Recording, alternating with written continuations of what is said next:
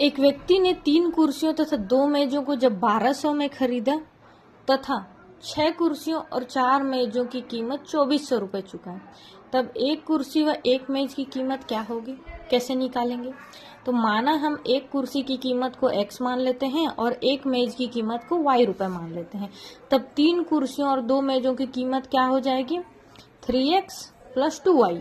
ठीक है, और इनको कितने में खरीदा है? 1200। तो इसको समीकरण में लिख देते हैं 3x + 2y इसको 1200, समीकरण 1।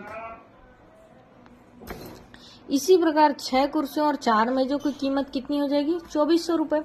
तो सबसे पहले इसको निकाल लेते हैं, 6x + 4y। तो यहाँ पर हमारे इसको हम लोग तोड़ सकते हैं, यहाँ पर 2 कॉमन आ रहा है। कैसे 2 कॉमन आएगा? 2 × 3, 2 × 2। तो इन दोनों में 2 आ रहा है, तो 1 2 को बाहर निकाल देते हैं। बचेगा यहाँ पर क्या? 3x लिख दिए। यहाँ पर 2 निकालने के बाद क्या बचा? 1 2 बचा। यहाँ पर 2y लिख देते हैं, इसको 2400। 3x + 2y, 2 को नीचे भेजेंगे तो ये भी क्या आ जाएगा? 1200। तो दोनों की कीमत एक जैसे आ रही है। ठीक, अब समीकरण 1 व 2 में माना हम x बराबर 100 रुपये मान लेते हैं। अब तो y का मान निकालेंगे। यहाँ पर क्या आ रहा है? y बराबर, जब यहाँ पर y को कैसे निकालना है ये भी सीख लीजिए आप लोग। यहाँ पर है हमारे पास 2y = 1200 - 3x। ठीक, अब y निकालना है इस y को, तो इस 2 को इधर भेज देंगे।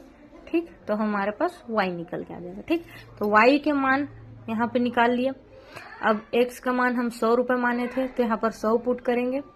अब -3 × 100 है, इसको मल्टीप्लाई करके यहाँ पर 300 लिख देंगे और 1200 उतार देंगे। यहाँ पर बटे में 2 है, 1200 में 300 घटाएंगे तो 900, और बटे में 2 है तो इसको भाग देंगे तो 450 आ जाएगा।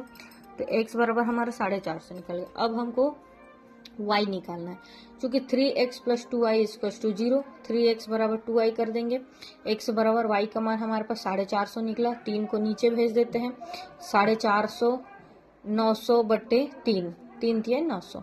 तो x बराबर हमारा 300 आ गया और y बराबर 450। तो x की कीमत हमको क्या पड़ी?